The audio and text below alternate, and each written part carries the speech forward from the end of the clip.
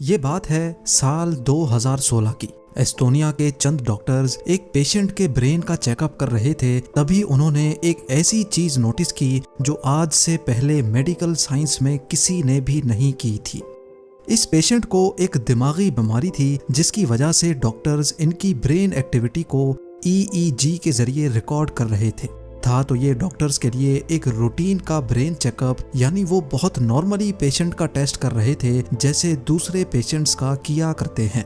लेकिन उनको इस बात का बिल्कुल भी इल्म नहीं था कि इस टेस्ट के दौरान कुछ ऐसा होने वाला है जो मेडिकल साइंस को पूरी तरह से हिला कर रख देगा। हुआ कुछ यूं कि टेस्ट स्टार्ट हुए अभी चंद मिनट ही गुजरे थे कि पेशेंट को अचानक हार्ट अटैक हुआ और उनकी मौत हो गई। ये हादसा डॉक्टर्स की जिंदगी में पहली बार हो रहा था कि कोई पेशेंट ब्रेन स्कैनिंग के दौरान ही दम तोड़ गया हो। डॉक्टर्स को अब पूरा यकीन हो चुका था कि पेशेंट की मौत के वक्त उसके दिमाग में जो कुछ भी चल रहा होगा वो इस टेस्ट में भी जरूर रिकॉर्ड होगा। और हुआ भी कुछ ऐसा ही। पेशेंट की मौत से पहले और उसके बाद भी उसका दिमाग जो कुछ सोच रहा था वो सब कुछ इस टेस्ट में रिकॉर्ड हुआ।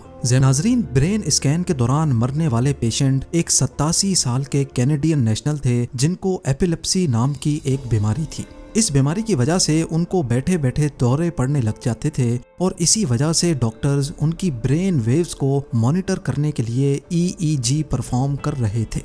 EEG यानी इलेक्ट्रोएन्सेफेलोग्राम एक ऐसा टेस्ट होता है जिसमें ब्रेन में चलने वाली इलेक्ट्रिकल एक्टिविटी को मॉनिटर किया जाता है। इस टेस्ट के लिए 1 दर्जन के करीब इलेक्ट्रोड्स को पेशेंट के सर पर चिपकाया जाता है जो ब्रेन सेल्स से प्रोड्यूस होने वाले इलेक्ट्रिकल चार्जेस को डिटेक्ट करता है और फिर कंप्यूटर स्क्रीन पर शो करता है। अब इस टेस्ट के रिजल्ट से डॉक्टर्स को कैसे मालूम पड़ता है कि इस वक्त पेशेंट के दिमाग में क्या चल रहा है? ये जानने के लिए जरूरी है कि पहले हम ब्रेन एक्टिविटी का कॉन्सेप्ट समझ लें। इंसान के ब्रेन में 100 अरब से भी ज्यादा न्यूरॉन्स पाए जाते हैं। ये न्यूरॉन्स हमारे नर्वस सिस्टम का अहम तरीन हिस्सा होते हैं जिनका काम ब्रेन के अंदर ही एक जगह से दूसरी जगह मैसेज पहुंचाना होता है। ये मैसेज असल में एक इलेक्ट्रिकल चार्ज होता है जो ब्रेन के एक हिस्से के न्यूरॉन्स भेजते हैं और दूसरे हिस्से के न्यूरॉन्स ये इलेक्ट्रिकल चार्ज रिसीव करके उस मैसेज को प्रोसेस करते हैं और फिर बॉडी पार्ट को कोई भी एक्शन परफॉर्म करने का सिग्नल देते हैं।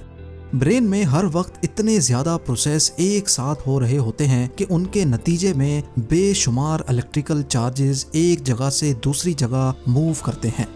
इन इलेक्ट्रिकल चार्जेस के मूव करने से वेव्स का एक पैटर्न बनता है जिनको ब्रेन वेव्स कहा जाता है।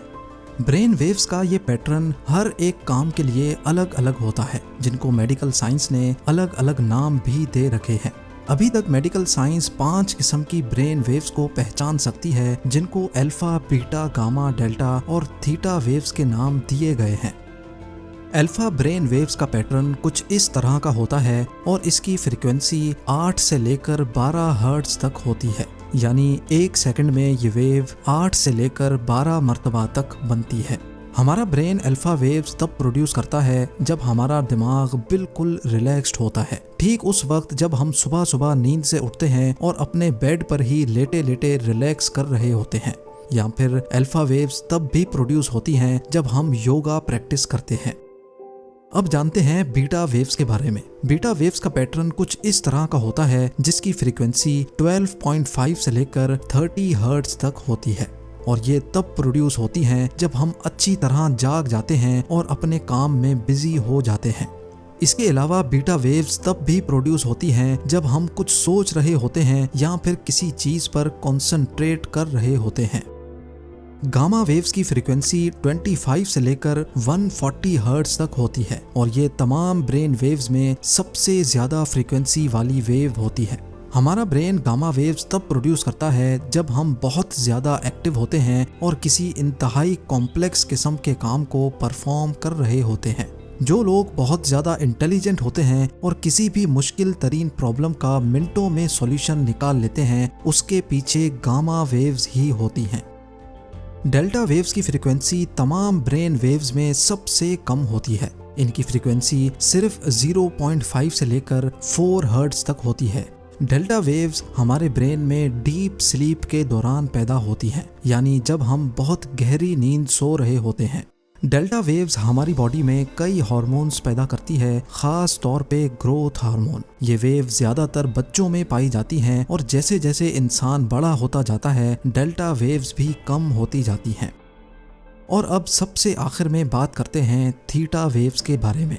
थीटा वेव्स की फ्रीक्वेंसी 4 से लेकर 7 हर्ट्ज तक होती है और ये किसी भी चीज को मेमोराइज करने, न्यू स्किल्स सीखने और डे ड्रीमिंग के दौरान ब्रेन में पैदा होती हैं। अब जब हम इन ब्रेन वेव्स की बेसिक्स जान चुके हैं तो अब हमें उस पेशेंट के ब्रेन स्कैन को समझने में थोड़ी आसानी होगी। जैसा कि हमने जाना कि गामा वेव्स की फ्रीक्वेंसी 25 से लेकर 140 तक होती है। इसी रेंज के अंदर एक और रेंज भी होती है जो 30 से लेकर 100 हर्ट्ज तक होती है। और ब्रेन इस खास फ्रीक्वेंसी की गामा वेव्स तब प्रोड्यूस करता है जब हम अपनी मेमोरी को इस्तेमाल कर रहे होते हैं, यानी जब हम लाइफ के खास इवेंट्स को याद कर रहे होते हैं।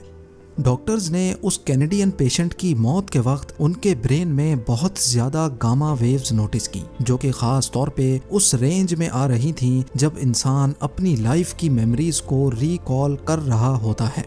इससे पहले भी साइंसदानों ने मरते वक्त लोगों की ब्रेन एक्टिविटी को नोटिस करने की कोशिश की थी, लेकिन वो पूरी तरह उनको रिकॉर्ड नहीं कर पाए। लेकिन इस कैनेडियन पेशेंट के केस में मौत से पहले और हत्ता के मौत के बाद भी चंद मिनटों तक इनकी जिंदगी की अच्छी और बुरी यादें इनके सामने आई थी। डॉक्टर्स और साइंटिस्ट ने मरने वाले पेशेंट की गामा वेव्स को 2016 से 2022 तक यानी पूरे 5 सालों तक अच्छी तरह स्टडी किया और फिर ये रिजल्ट निकाला कि मरते वक्त इंसान अपने लाइफ इवेंट्स को याद कर रहा होता है। डॉक्टर्स और रिसर्चर्स की इस फाइंडिंग का कोई ठोस सबूत तो नहीं है, लेकिन इनकी फाइंडिंग को साबित करने के लिए उन पेशेंट्स से भी राब्ता किया गया जो किसी बीमारी की वजह से मरते मरते बचे थे, या फिर कुछ ऐसे पेशेंट्स जिनको लास्ट मोमेंट पे हॉस्पिटल पहुंचाकर उनकी जान बचा दी जाती है। जब उन लोगों से पूछा गया तो उनका भी यही कहना था कि उनके सामने जैसे किसी ने उनकी लाइफ का फ्लैशबैक चला दिया हो। ये एक्सपीरियंस किसी 1-2 लोगों ने फेस नहीं किया, बल्कि कई लोगों ने इसी किस्म का जवाब दिया था। डॉक्टर्स और रिसर्चर्स ने 2016 से लेकर इस ब्रेन स्कैन को पब्लिक इस वजह से नहीं किया था क्योंकि एक तो वो उसको अच्छी तरह स्टडी करना चाहते थे और दूसरा ये कि वो किसी और इंसान का भी मरते वक्त का ब्रेन स्कैन इस कैनेडियन पेशेंट के स्कैन से मैच करना चाहते थे, लेकिन ताहाल वो इस काम में नाकाम ही रहे। अब क्योंकि डॉक्टर्स के पास सिर्फ एक शख्स का ही मरते वक्त का ब्रेन स्कैन है, इसी वजह से उनकी ये फाइंडिंग्स काफ़ी कंट्रोवर्शियल भी है। डॉक्टर्स ने रिसर्च पेपर्स में ये भी लिखा है कि कैनेडियन पेशेंट ऑलरेडी एक बीमारी से गुजर रहा था जिसकी वजह से वो बहुत दवाइयाँ भी ले रहा था। ये दवाइयाँ भी ब्रेन एक्टिविटी को ऑल्टर कर सकती हैं, जिसकी वजह से रिजल्ट में फ़र्क पड़ सकता है। लेकिन बहरहाल इस बात के काफ़ी ज़्यादा चांसेस हैं कि जब इंसान मर रहा होता है तो उसके सामने उसकी पूरी ज़िंदगी का एक फ्लैशबैक चलता है। और अगर ये सच है तो जिसने अपनी ज़िंदगी में अच्छे काम किए होंगे मरते वक्त उसके सामने वैसी ही चीज़ें रिपीट होंगी, और जाहिर है जिसने बुरे कामों का रास्ता चुना होगा उसके सामने फ्लैशबैक भी वैसा ही आएगा। नाजरीन, डॉक्टर्स की इस प्योर साइंटिफिक रिसर्च के बारे में आपका क्या ख्याल है, मुझे कमेंट सेक्शन में ज़रूर बताइएगा। उम्मीद है ज़ेम टीवी की ये वीडियो भी आप लोग भरपूर लाइक और शेयर करेंगे। आप लोगों के प्यार भरे कमेंट्स का बेहद शुक्रिया। मिलते हैं अगली शानदार वीडियो में।